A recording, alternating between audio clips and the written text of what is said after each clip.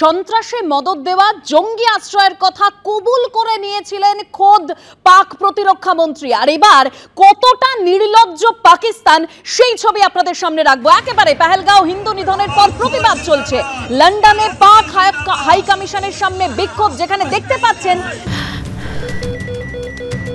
ক্যান্সারে নেই আর ভয়, NCRI এ হবে এর জয়। আপনাদের ভরসা নেতাজি সুভাষচন্দ্র বোস ক্যান্সার হসপিটাল। যে ফুটেজ একেবারে আপনাদের সামনে রেখেছি, যে ভাইরাল ভিডিও, কুরুচিকর অঙ্গভঙ্গি পাক সেনাকর্তা তৈমুর রাহাত, যাকে দেখতে পাচ্ছেন একদম কুরুচিকর গলা কেটে নেওয়ার অঙ্গভঙ্গি করছেন তিনি। কতটা নির্লজ্জ হতে পারে পাকিস্তান তা এই ভিডিওতেই স্পষ্ট, জানিয়ে গোটা দেশ জুড়ে নিন্দার ঝড় উঠেছে। নিরীহ হিন্দু পর্যটকদের হত্যার পরও এতটা নির্লজ্জ পাকিস্তান, যে ভিডিও ফুটেজ ধরা পড়েছে। একেবারে অভিনন্দন বর্তমানের পোস্টার হাতে অঙ্গভঙ্গি করছেন পাক সেনা অফিসার তৈমুর রাহাত।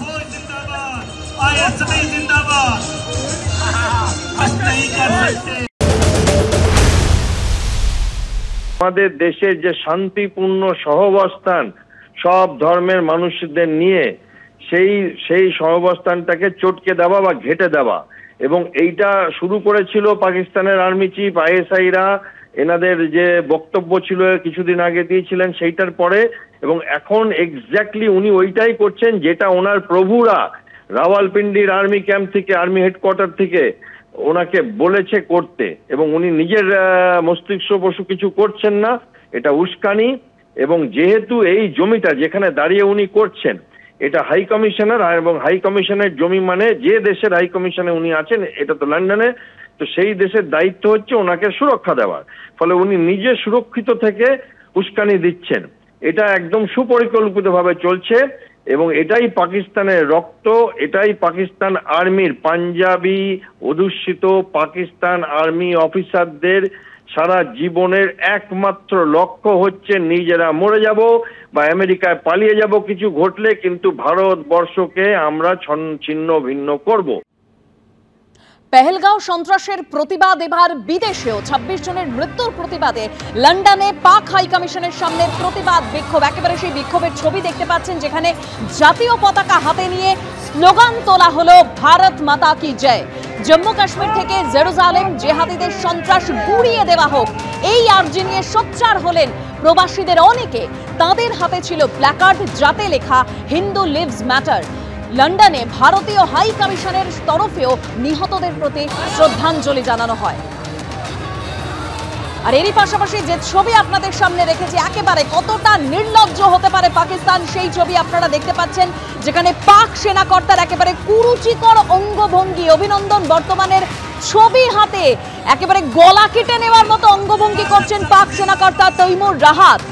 দুঃখ প্রকাশ তো দূরের কথা, উল্টে চরম অসভ্য আচরণ পাকিস্তানের। আর আমরা গতকাল দেখেছি পাক প্রতিরক্ষা মন্ত্রী তিনি খোদ কবুল করে নিয়েছেন সন্ত্রাসে মদত দেওয়ার কথা, জঙ্গি আশ্রয়ের কথা।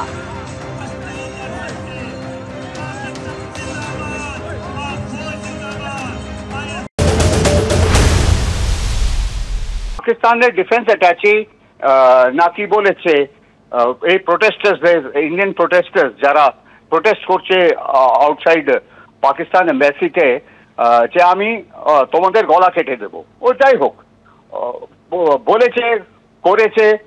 ইন্ডিয়ারও একটা রিয়াকশন আছে।